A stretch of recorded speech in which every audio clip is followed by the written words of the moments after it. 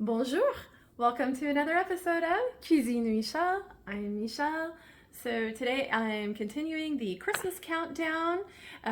We are making something, I've never tried this before, but I've been recently exploring magazines that are available through the Libby app. If you have a library card, even if you don't, I think you can actually get a virtual library card, but I highly recommend checking out magazines, especially if you're into cooking like I am. They have lots and lots of them available there on Libby. The one that I've chosen is Celebrate with Woman's World, and this recipe is for almond sandwich cookies. So let's give it a shot.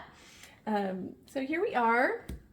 At the mixer, we've got a half cup of salted butter this time. To that, I'm going to add 1/2 cup of powdered sugar and a 1/2 teaspoon of almond extract. I almost said vanilla because I use it so often. This is almond extract. And we are going to, of course, cream our butter and sugar together.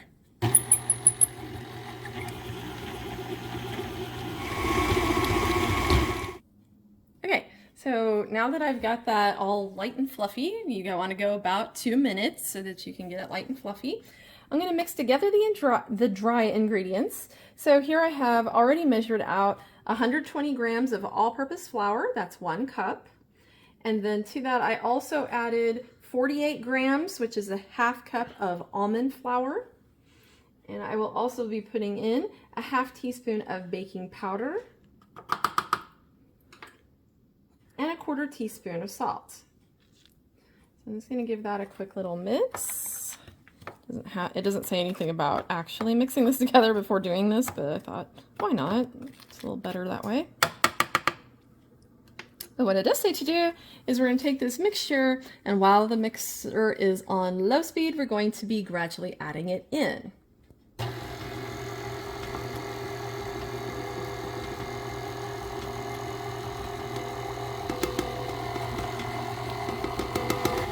Once you have this in there, you want to change your speed to medium for 30 seconds. All right, so once the dough has finished coming together for you, you're going to be making little dough balls, and you'll also want your oven to be on 350 and a baking sheet with some parchment paper on it. So we're going to be making 1-inch balls. And it says that we can put these on here 1 inch apart. Once you have them all on the sheet, and this is actually all that it made, so there's not going to be a big yield of cookies here, and I think it's less than what the recipe said it was going to yield, so maybe my dough balls are slightly bigger than 1 inch. No big deal there, but you do need to make little fork cross hatches like you would the way you do when you have peanut butter cookies usually. And once you have them all cross-hatched like that, you're going to bake them in the oven for 12 to 14 minutes. Okay, so we are now going to make the filling part for the sandwich cookies, although personally these are kind of thick. Let me show you one of them. So honestly, you could probably just frost these and they'd be fine, but they're gonna make some nice thick sandwiches here.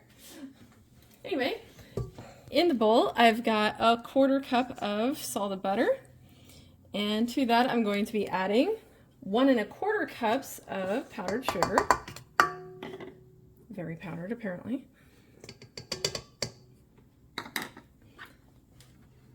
A 1/2 teaspoon of vanilla extract,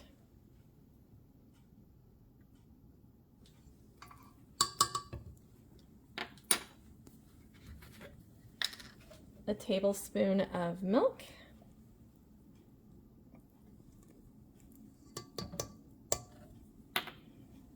and a 1/4 teaspoon of salt. And we will mix this up until it's combined.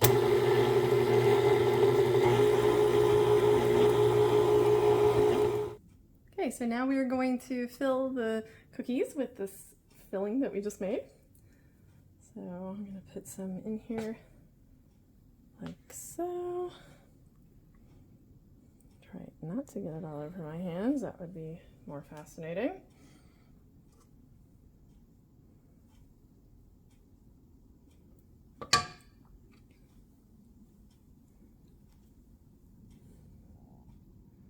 And then once I have that, just to make it a bit more festive, I'm going to put some green sprinkles right there around the edge, just for some fun.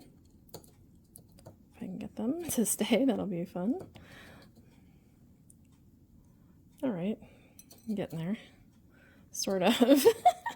It's a lot of them. Let's make that a little less conspicuous there. Okay, that looks a bit better. All right, so they look kind of like that, and then I'll see you at final plating. All right, so here we are at final plating. As you can see, this does not make very many cookies at all. So if you're looking for a small batch cookie, this might be the thing for you. And I have not tried them yet. This is, like I said, literally all it made for me. I'm gonna give it a try and we'll see how they are.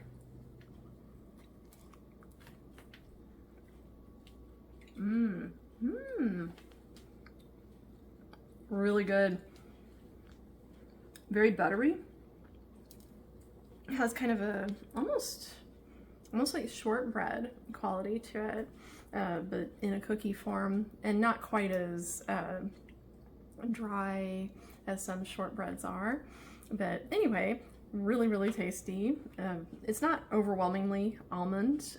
It has a nice balance of flavors, but it's definitely, the filling makes it buttery, which gives it a good balance.